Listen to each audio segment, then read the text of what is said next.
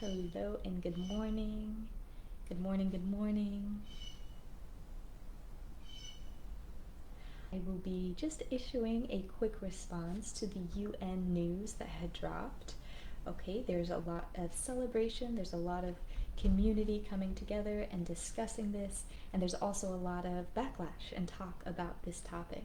So it'll become very clear on my stance, not necessarily taking a political stance. This is a humanitarian stance right here, and I will demonstrate something for you here called the Restorative Justice Grant Plan for the United States of America, better known as RJGP. And this was issued March 26, 2026 by our natural leaders, and those of which will become clear as to whom our natural leaders are going forward.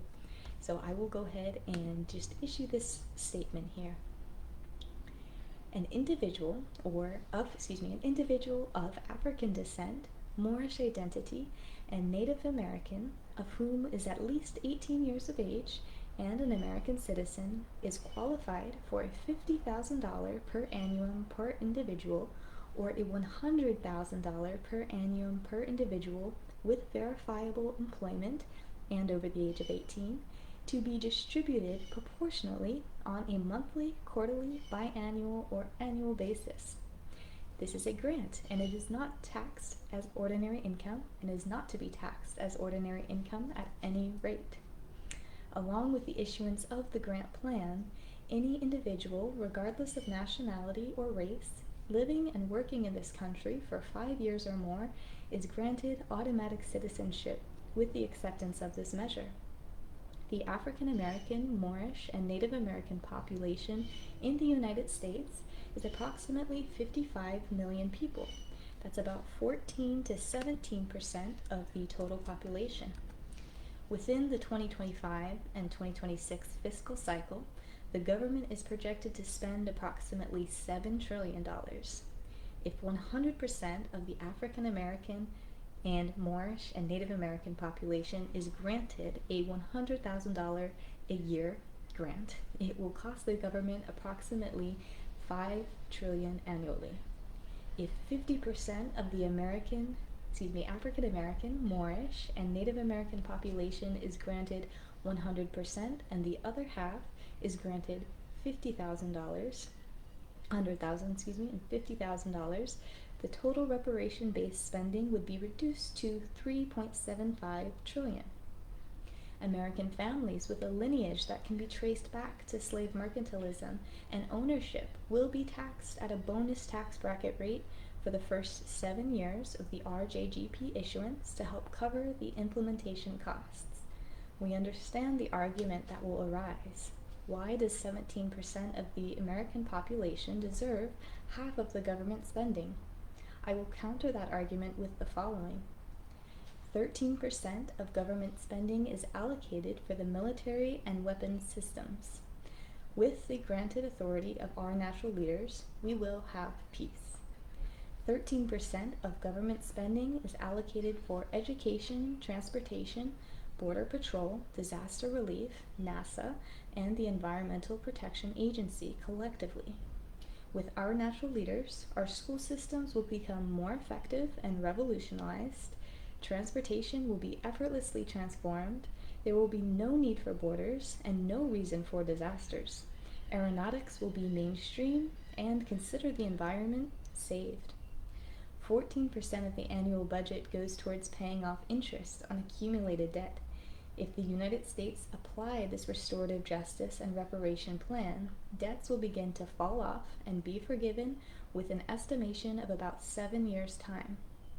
About 60% of government spending is mandatory, and restorative justice will fall in line with this category. The 22% of Social Security spending will be cut in half to about 11%. Medicare, Medicaid, veterans benefits, and federal employee retirement, as well as SNAP programs, currently at 24%, will be reduced to 12%. This will be largely due to the repair of our medical system and the reduced need for all other welfare benefits, because we will all be well and fair. This restorative justice program will not only fit well into the budget within 7 years, it will actually reduce our total annual spend as a country to about 6.3 trillion. Yes, and this includes the lifetime grants to all current and future citizens of African descent, Moorish nationality, and those whom are Native Americans. Not only is this grant possible, it is foreseeable. Economic growth and health will reach a peak that has never been seen historically, and it will turn into a steady plateau for many generations to come. This is not an issue of why or how the RJGP should take place. This just becomes an issue of when. The further into the future this action is the further into the future this action is postponed, the larger the increase of the grant will be in order to keep up with the competitive job markets and inflation. If any individual of African descent, Moorish nationality, or Native American chooses to deny this allocation of government spending any one or consecutive years, they will be granted an option of reducing their tax responsibility on a pro rata basis, or they may choose an individual, family, trust, or entity to gift their funds to, regardless of race, ethnicity, nationality, or naturalization. This again has been the Restorative Justice Grant Plan for the United States of America, or the RJGP, issued March 26, 2026, issued by our natural leaders. So all in favor of the Restorative Justice Grant Plan for the United States of America, RJGP, issued March 26, 2026, by our natural leaders, say aye. Thank you guys for listening. Thank you for being present with me. I appreciate you hearing this message and accepting this message, and I am excited to a future of hope. So thank you again for listening. I will be on to talk to you again very, very soon. God bless you.